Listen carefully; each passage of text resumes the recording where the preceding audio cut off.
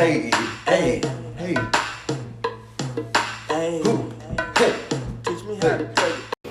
Assalamualaikum warahmatullahi wabarakatuh. Tabi pun, perkenalkan nama saya Veronica dengan NPM 2211060056, kelas 22G, semester 2, pendidikan biologi.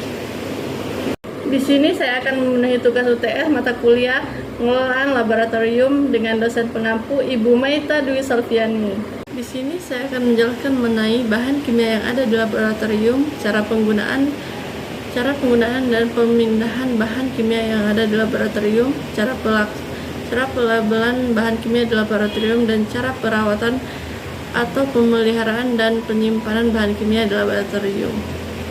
Yang pertama, bahan kimia yang ada di laboratorium. Untuk mengklarifikasikan bahan kimia tentunya dapat banyak parameternya, tetapi untuk macam-macam bahan kimia yang umum dapat dibedakan menjadi beberapa jenis, diantaranya sebagai berikut.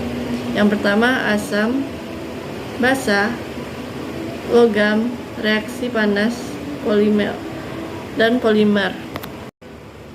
Adapun contoh bahan kimia di laboratorium, yang pertama, asam bromida atau HBr, cairan tak berwarna dan termasuk dalam hidrogen halida, atau asam hidrobromata adalah larutan HBr dalam air. Yang kedua, metana atau CH4.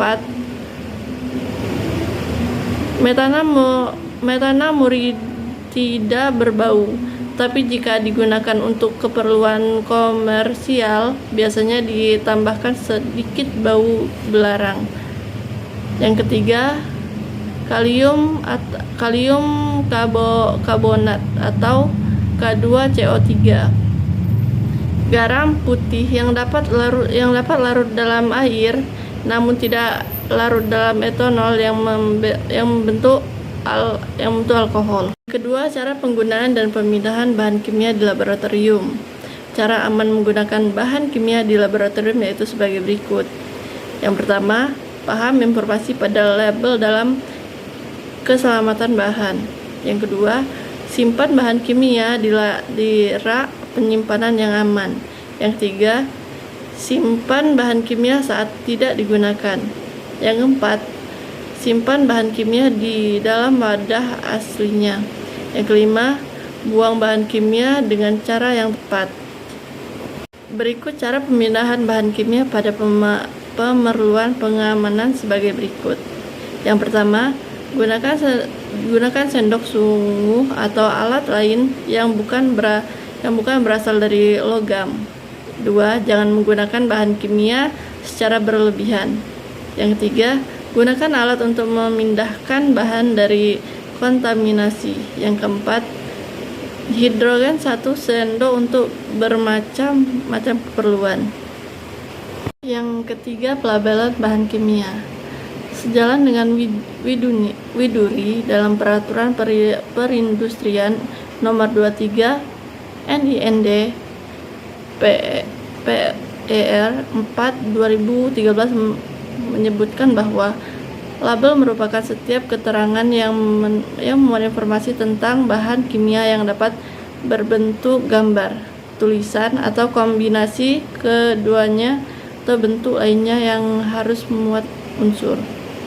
Contohnya, penandaan produk berisi tentang identifikasi bahan kimia seperti nama bahan kimia dan lain-lain.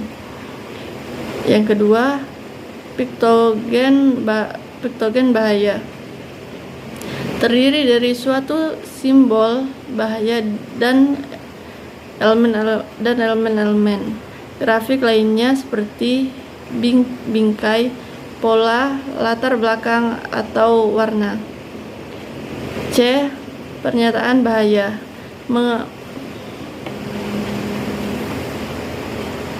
Menguraikan sifat dasar bahaya suatu bahan kimia dan termasuk ke tingkat bahaya. D. Identifikasi produk.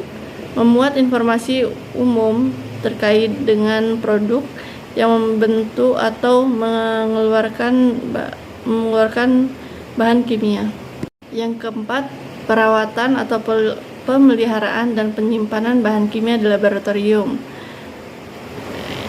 Yang pertama, sumber-sumber kerusakan bahan kimia. A. Udara, cairan, asam, basa, cairan lainnya.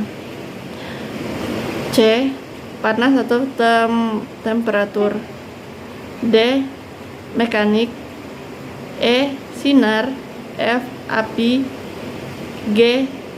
Sifat bahan kimia itu sendiri.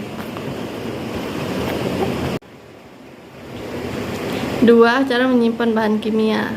Di antaranya A. Bahan yang bereaksi dengan kaca disimpan di botol plastik. B. Bahan yang bereaksi dengan plastik disimpan di botol kaca. C. Bahan yang berubah tekanan matahari langsung disimpan di botol gelap. D. Bahan yang tidak mudah rusak oleh matahari langsung disimpan di botol berwarna bening. E. Bahan berbahaya dan bahan korofis disimpan terpisah dari bahan lainnya. F. Penyimpanan harus dalam botol induk yang berukuran besar dan dapat menggunakan botol bekeram. G. Bahan disimpan dalam botol yang diberi simbol karakteristik masing-masing bahan. H. Simpan dan tangani sesuatu dengan standar yang berlaku. I. Simpan pada ruang yang jauh dari sumber air atau saluran pembuangan. J. Jauhkan dari sumber nyala atau panas. K. Jauhkan dari jangkauan anak-anak. Adapun penyimpanan bahan kimia berbahaya, ya.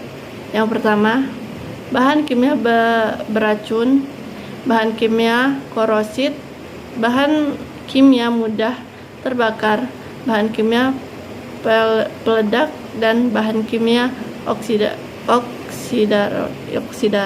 Sekian penjelasan dari saya akhiri. Wabillahi taufiq wal hidayah. Wassalamualaikum warahmatullahi wabarakatuh.